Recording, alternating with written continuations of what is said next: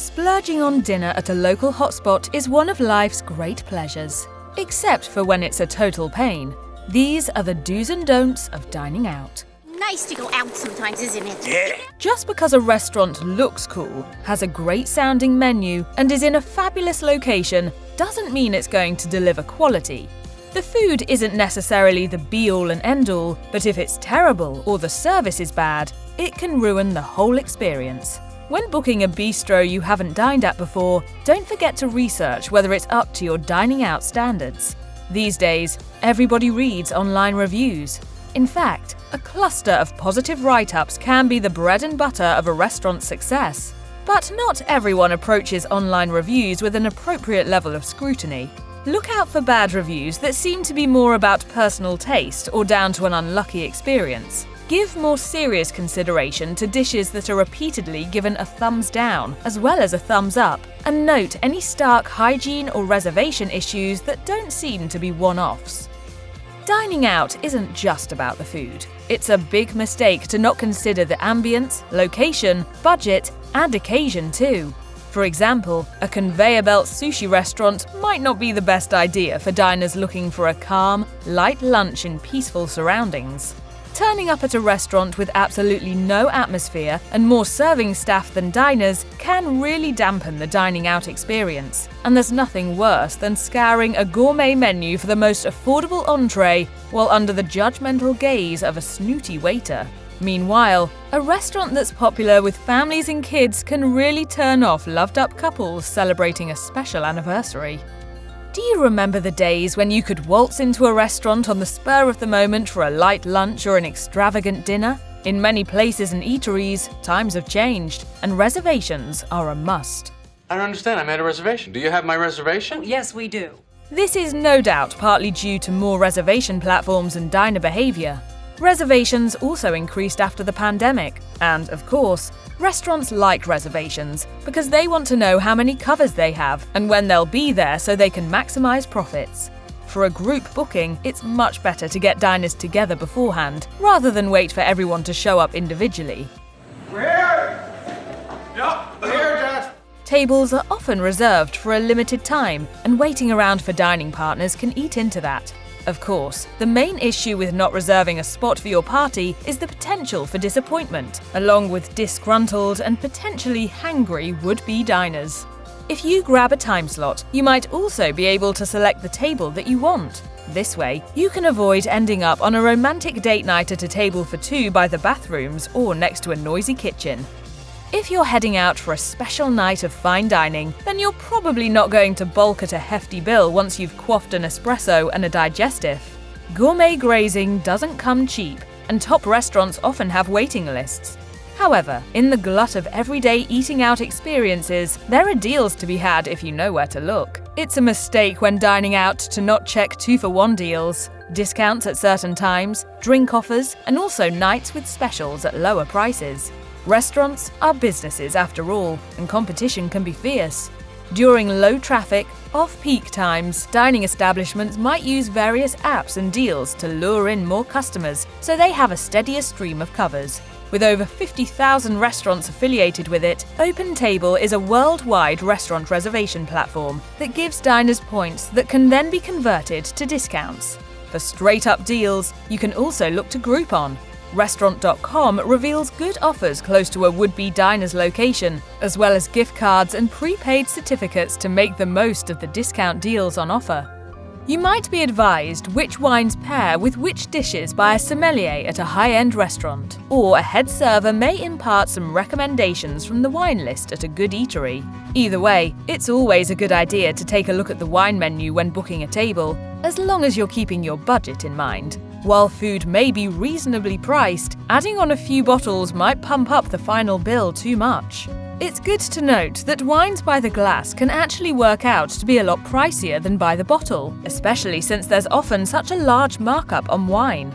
Meanwhile, it could be a mistake to not check out whether there's a BYOB policy.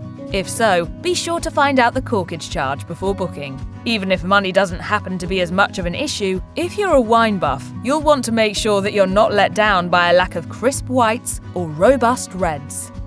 As you discuss what to order with your dining companions, don't forget the invaluable knowledge of your server. Unless you've eaten at that restaurant before, it's not always easy to figure out which dishes are stunners and which are a bit so-so. Deliciousness isn't the only factor to consider either. Portions are also worth considering, as are ingredients. Rather than asking your server to make recommendations from the entire menu, it might be best to at least narrow down your choice to a few dishes. You might be more likely to get a more in-depth review of each one. Servers may have been encouraged to push highlighted dishes on the menu. However, if you've got a server who is easy to engage with, then it's a mistake not to get their lowdown on the menu highlights. You could be specific about what you're in the mood for too. For example, you might want to know which entree is the lightest, or which meat dish is the most succulent. In a good restaurant, servers should have sampled the dishes, or at least they should understand what they are, as well as note how much diners tend to like them. It's no doubt the case that some restaurants create specials to shift ingredients they need to serve, or else they'll have to throw them away, and the idea that a special is really a garbage-saving ploy might deter some diners from going off-menu. However, this could be a mistake, as not every dish written up on a chalkboard is a last-ditch attempt to dish out certain foods from the kitchen. In fact, those specially created dishes could be culinary gems that are entirely worth ordering. Chefs can use a specials board to showcase seasonal ingredients. A dish that's on a board for one day only could include freshly caught seafood that's literally the catch of the day. If they're departing the confines of the menu, an ambitious chef de partie might introduce an innovative plate or try out different flavors, cooking techniques, and ingredients. Who ordered this? The gentleman did, ma'am. Bon appetit. These are escargot. It's French for snails. It's a delicacy, try it. Look how the specials compare in terms of style, cuisine, and price to other appetizers and entrees on the menu. If a restaurant that specializes in not too high-end Italian fare, for example, is serving up an extortionately priced Japanese special, you might want to proceed with caution. Why not order at least one appetizing-sounding special and include some tried and tested dishes from the menu? Joey doesn't share food! One common mistake people make when dining out is not sharing food. However, there's an opposing viewpoint too. In fancy restaurants, sharing a small and delicate dish might seem pointless.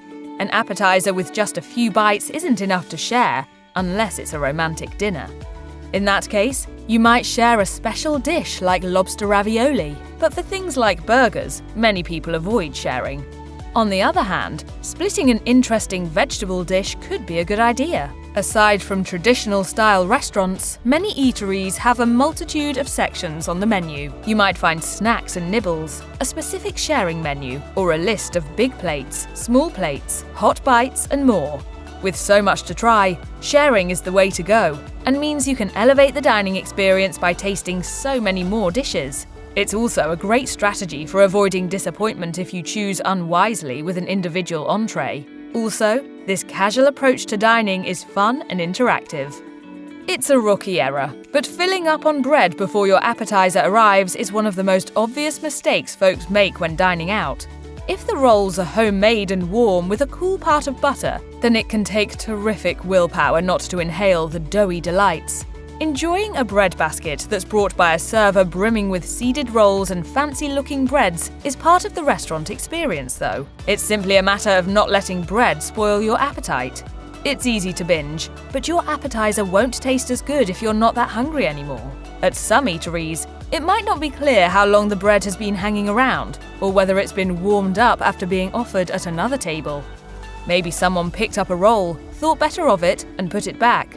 If you do reach for a roll, remember it's etiquette to butter individual bite-sized pieces. That will also allow you to slow down and enjoy every bite without feeling stuffed. I'll have what she's having. Just because you love certain foods, that doesn't necessarily mean they're what you should be ordering off a menu. This is, in fact, a common mistake that plenty of folks make when dining out. For example, you might prefer to make certain traditional pasta dishes at home how you like them, unless you know of an Italian eatery that makes a superb version. In other words, you might love your own rich and creamy, spicy mac and cheese more than a restaurant's potentially drier version of the same dish. Look for dishes that capture the imagination as well as the appetite, show culinary know-how, and use quality ingredients. Seasonal dishes are worth exploring, while a restaurant with a long menu isn't likely to specialize in the freshest foods.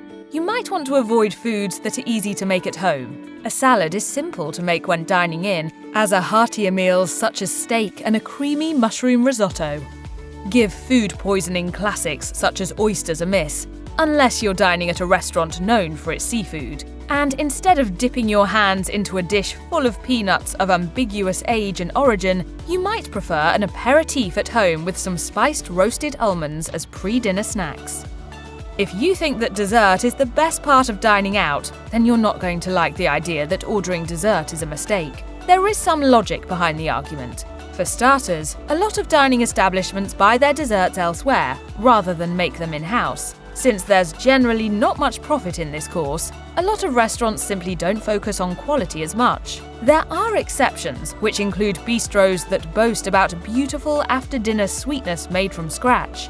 If you're not feeling it, then you might want to make your way back home and dig into the homemade gooey brownie that you made earlier.